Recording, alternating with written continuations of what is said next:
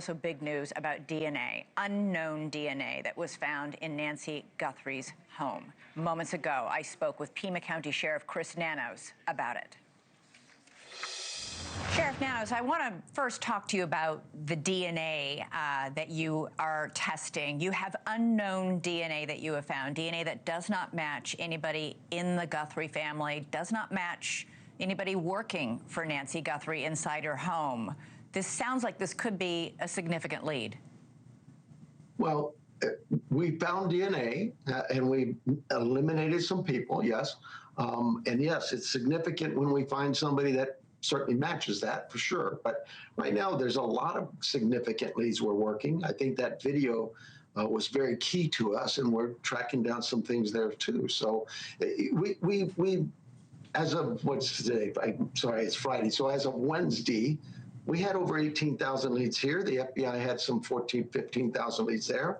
We put that video out, and in less than a couple hours, we had almost another 5,000 leads. Wow. We're probably close to 50,000 today, but we want those leads. We need those leads. We need people to keep calling us and sending us things, and because that's what's going to solve this case. Presumably, you've run that DNA against CODIS, which is the database for people who've been convicted of crimes and did not find a match. I don't know where they're at, but correct. We have no match. I don't know how. There's a lot of work to do with DNA and splitting it and mixtures and different things, way above my grade. I just allow my team.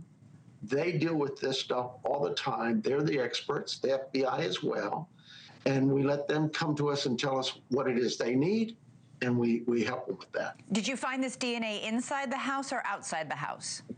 I can't go there. I'm sorry. But it was near the house. I mean, it wasn't, at some random place 2 miles away. Well, the DNA we worked with was the DNA from that house the morning we went out and processed that crime scene. You, obviously, this door cam video was a huge, significant breakthrough for you. Are you also working on retrieving video from the Nest cameras that were inside Nancy Guthrie's home or perhaps in other places on her property? Yeah, I won't say where they were located, but I will say this. Yes, we had several cameras that we took and gave. That's part of the story was the sheriff's holding back from the FBI or block. That's furthest from the truth. I don't know where that comes from. We came in that morning on Sunday or Monday morning, I guess it is now, took our evidence. My team says we're going to send ours to the lab. It's a lab we use. They're in Florida now, but I think years ago they may have been in Arizona. I don't know. They put in a bid every year or every couple of years, and they win it. They're a good lab. They've done great work for us, solved cases before. FBI has a great lab. They've solved some cases for us. That wasn't the issue here. The issue was we submitted our evidence from that crime scene to there. We also had some hard evidence, what I consider hard, physical cameras, phones, computers, things like that. And we knew the FBI has the best resources for those items to be analyzed. And that morning, people say, oh, you waited too long to call. We called them that morning, 8 o'clock. They immediately said, Sheriff, whatever you need. And they were attached to it. In fact, you just have to look at the press conferences that day, or I think it was Tuesday, the day after. Who's standing behind me? The FBI. Right. The next press conference, FBI. So we have a relationship here with the FBI that is not just vital to the FBI. It's not just vital to my department. It is vital to this community. And that relationship has lasted for 30, 40 years, as far as I know. We've always sent people to work in their building with their agents. They've had people at our place to work with us. To suggest that this sheriff would tell the FBI no on anything, that's crazy. So these reports that we have gotten that the FBI is frustrated, that they feel you're not cooperating, are completely false. I agree. They're completely false. At this local level, I don't know what's going on in Washington. I respect Washington because they have a job to do too. That's my team's, my FBI team here locally. That's their boss, and they have the right to make decisions as bosses. I have bosses too. That's my community. And so we sit down with their local leadership here, the SAC and the ASAC from Phoenix and Tucson, and we talk about these things.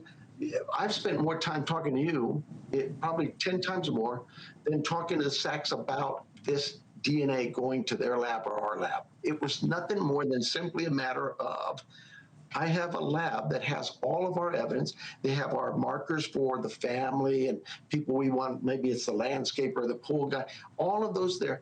Why would I send, and then we had another crime scene up at a scene we did a search warrant on. All of that stuff went to our labs.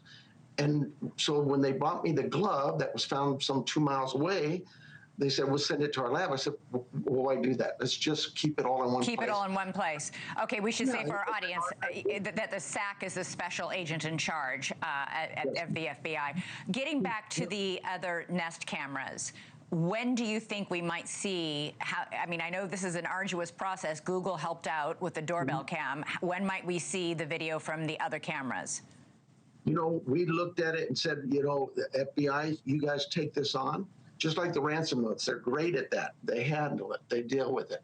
They got some of it back. What you saw, that one video, that's key. That front door video was so key to us.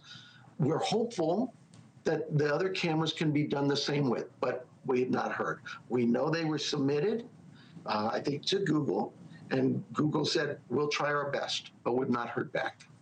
A neighbor, you put out an alert yesterday asking people to recheck all their security cameras, even their car cameras, because Teslas, for example, have recordings.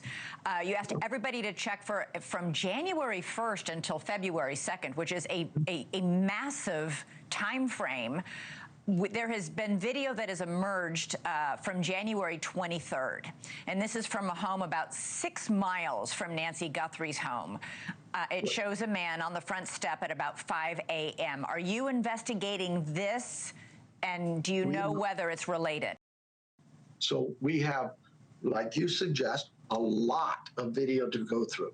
And this is one of them that we were alerted to, and we're looking at it. I allow the team, my team, the FBI team, those men and women who do the work, they take this as, it is nothing more than a lead, just like other leads. And they're taking it, and they'll do everything they can to work with it and see, does it tie into ours? Right now, the belief is not really, but we're not dismissing it. We're still looking into it. And you also asked for a specific date. I believe it was January 11th for neighbors to search. Why that date? Well, you know, I'm not real sure about all that with dates. I know we think of a search pattern. We come in and we fly over, we have ground troops, we do a search pattern. We come back the next day and we look at it, did we miss anything? And we kind of go over it again. And once we feel good about that, we expand that search pattern. The same with dates, timeframes. Did we limit ourselves when we said, we want to know what happened between the 1st of February and the 2nd of February, or the 31st of January and the 1st of February? Maybe, but we know that there's more info out there, so we're expanding it. Is January 11th a specific date with specific ties to it? I don't know that. I allow my team to work, and they, trust me, they do tremendous work, and we support this. Are you still treating this case as a kidnapping, or are you also treating this as a possible homicide? So, yes, it's definitely a kidnapping. As for a homicide, we are working under the belief that she's still out there somewhere. The family believes that. I believe that. Why would we think otherwise? There's people say, well, there's no proof of life. Well, there's no proof of death either. Sometimes hope is all we've got. I've got a team of 400 officers out there from the state, the feds, the locals. They're working hard, not just for 8 to 4, they're 24/7. Yeah. And they're out there right now as we speak. And they need to have that hope too. And they do. In cases like this, it is standard protocol. Investigators first start with the small circle of immediate family and very close friends and eliminate them and then work their way out. Have you completely eliminated any member of the Guthrie family? I will say this. I don't believe you eliminate anybody ever, because take the gentleman in Rio Rico where we went and did a search warrant. Right. We talked to him. We felt comfortable with what he said. We checked into his story, and we felt like, okay, maybe there's not. But you don't know that, because what if the stuff we sent to the lab comes back and says, hey, you have Nancy's DNA here. So you can't really ever eliminate anybody. What we do is we chase that lead down to an end and go, is this it? Are we satisfied? As for the family, and this is really key to me, and the media and those on social media need to understand this. You don't know the harm you do when you accuse somebody of something without any facts. And this family is suffering. They are grieving. And they have done nothing but cooperate with us all the way, every step of the way. My heart goes out to them. Have they been eliminated? Like I say, nobody's ever eliminated until we find who we're looking for. That video, someone knows who that is.